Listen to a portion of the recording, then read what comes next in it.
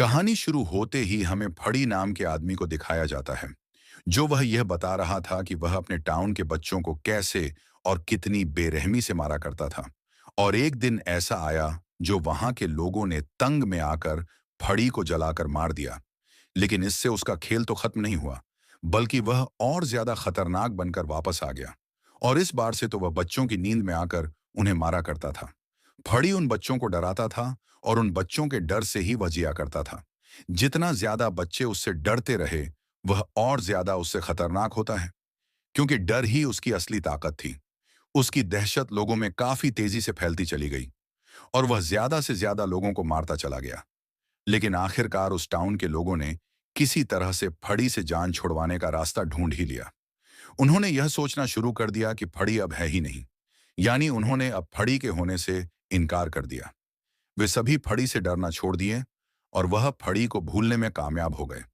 अब फड़ी का वापस आना इम्पॉसिबल हो चुका था, क्योंकि ना तो कोई उससे डरने वाला था और ना उसे कोई याद करेगा, तो फिर वह कैसे वापस आ सकता था। जबकि वापस आने के लिए उसे अपनी ताकत और लोगों के डर चाहिए था। अब उसने इस काम के लिए उनसे हेल में किसी ऐसे पर्सन को ढूंढा जो उसका इस काम को काफी आसानी से कर सकता था। और वह कोई और नहीं था, बल्कि वह था जसन। क्योंकि जसन ही एक ऐसा था जो फड़ी की याद लोगों को दिलवा सकता था। जसन हेल में बड़ी आराम से सो रहा होता है और फड़ी जसन के पास उसकी मदर के रूप में भेष बदल कर जाता है। और वह जसन को जागने के लिए कहता है और उसे उसी टाउन में जाकर वहां के बच्चों को मारना शुरू कर दी। अब क्योंकि फड़ी जसन के मदर के भेष में आया था, तो जसन अपनी मां की बातों को इनकार कैसे कर सकता था। इसीलिए वह जाग जाता है और अपनी खून खराबे मंजिल की तरफ बढ़ने लगता है। इसके बाद हमें एक लड़की जिसका नाम लोरी था, उसे दिखाया जाता है, जो कि अपने फादर के साथ रहती थी। उसके फादर घर पर नहीं थे, तो उसके दोनों फीमेल फ्रेंड उसके साथ ही थे। लोरी के फ्रेंड अपने बाकी के फ्रेंड्स को भी बुला लेती हैं ताकि लोरी का दिल बहल जाए, क्योंकि लोरी बहुत ज्यादा अपसेट थी। वह उन्हें बताने लगती है कि मैं अपने बचपन की फ्रेंड विल को काफी मिस कर रही हूँ। और विल भी उन लोगों में से ही एक था जो उस टाउन से गायब हुए थे। और तभी से उसका कुछ भी अता पता नहीं था कि आखिर वह कहाँ पर है, कि तभी लोरी का एक फ्रेंड किचन में जाता है और वह देखता है कि पिछला दरवाजा तो खुला हुआ है। और यह उसके लिए अच्छा तो बिल्कुल भी नहीं था, क्योंकि पिछले दरवाजे से जसन अंदर आया था। लोरी के उस फ्रेंड को अपने बाकी के फ्रेंड्स की फिक्र होने लगी थी, क्योंकि वह ऊपर वाले फ्लोर पर थे। जसन ऊपर जाकर उन सभी फ्रेंड्स में से एक को बहुत ही ब्रूटल तरीके से मार डालता है।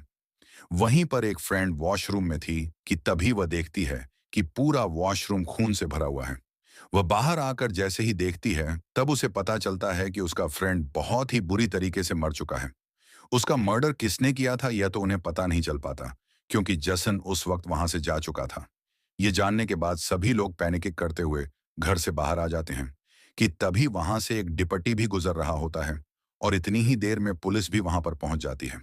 उस डेड बॉडी के इतनी बुरी हालत देखकर सीनियर पुलिस ऑफिसर शेरिफ को कहता है कि मुझे तो लगता है कि यह सब फड़ी का ही काम है। तब शेरिफ उस पुलिस ऑफिसर को चुप रहने के लिए कहता है, लेकिन उनकी बातें लोरी सुन लेती है। यहां पर फड़ी का मकसद पूरा हो ही जाता है, यानी जसन की मदर की वजह से लोग डरते हुए उसका नाम भी ले रहे थे और उसे याद भी कर रहे थे। पुलिस उन सभी को अपने साथ लेकर जाती है और उनसे अलग अलग इन्वेस्टिगेशन करने लगती है। शेरफ काफी परेशान नजर आ रहा था, क्योंकि वह फड़ी के वजह से काफी अपसेट था, क्योंकि सभी लोग फड़ी के किलिंग के बारे में काफी अच्छे से जानते थे। लेकिन डिप्टी को उसके बारे में कुछ भी नहीं पता था, क्योंकि वह वहां पर नया आया हुआ था और ना ही उसे कोई कुछ बताया था।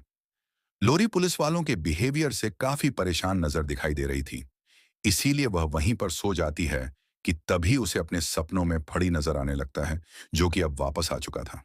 अपने ड्रीम में फड़ी को देखकर वो डरते हुए जाग जाती है और यह सोचकर वह काफी शांत हो जाती है कि यह तो उसका सिर्फ एक नाइटमेयर था।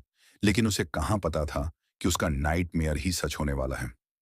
लोरी का एक फ्रेंड ड्रिंक करने के बाद सो जाता है और फड़ी भी उसके भी सपने में आ जाता है और वह लोरी के फ्रेंड पर अटैक कर देता है।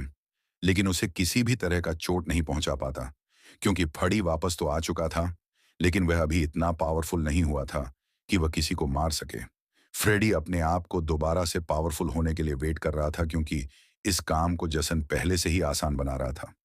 लोरी का फ्रेंड नींद से जाग जाता है और वह देखता है कि उसके फादर उसके पास ही बैठे हुए हैं, लेकिन वह तो कुछ बोल भी नहीं रहे थे और ना ही किसी तरह का मूवमेंट कर रहे थे। जैसे ही वह अपने फादर को टच करता ही है कि तभी अचानक से उनका सर धड़ से अलग होकर उसके हाथ में चला जाता है। कुछ सोचने समझने की मौका दिए बगैर ही जसन वहां पर उसे भी मार डालता है। यहां से सीधा एक हॉस्पिटल में एक लड़के को दिखाया जाता है जिसका नाम विल था। वह टीवी पर न्यूज देख रहा था।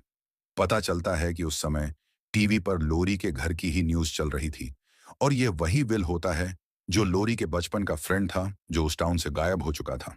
और जब वह लोरी की घर का न्यूज देखता है तब वह काफी परेशान हो जाता है, यह सोचकर कि कहीं उसी के फादर ने लोरी को मार तो नहीं डाला, क्योंकि उसने लोरी के फादर को